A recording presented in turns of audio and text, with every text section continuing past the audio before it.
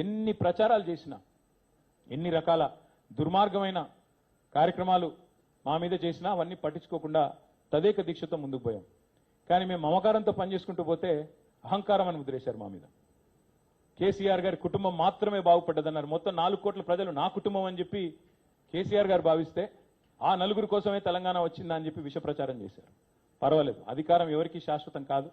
అధికారంలో శాశ్వతంగా ఉంటామని ఎవరైనా అనుకుంటే వాళ్ళు మూర్ఖులు. కాబట్టి ఆ బాధ ఏమీ లేదు. అధికారం పోయిందనే బాధ ఏమాత్రం లేదు. బాధ ఎక్కడ అనిపిస్తుందంటే, ఇంత కష్టపడి సాధించిన రాష్ట్రం, ఇన్ని త్యాగాలతో ఏర్పడ్డ రాష్ట్రానికి ఇవాళ ఒక తెలంగాణ ద్రోహి ముఖ్యమంత్రిగా ఉన్నారు. తెలంగాణ వాదుల మీదకి తుపాకీ తీసుకుపోయిన వ్యక్తిని కాంగ్రెస్ మన నెత్తిన రుద్దింది.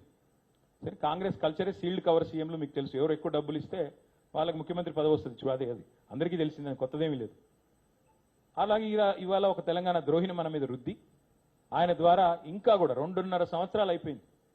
జనరల్గా సినిమా భాషలో చెప్పాలి అంటే ఒక సినిమా హిట్టా ఫట్టా అనేది ట్రైలర్ చూస్తే తెలిసిపోద్ది. కానీ ఇక్కడ ఇంటర్వ్యూలు కూడా అయిపోయింది. First half over, first half disaster, second half even ముగ్గురు డిజాస్టర్ పక్కా.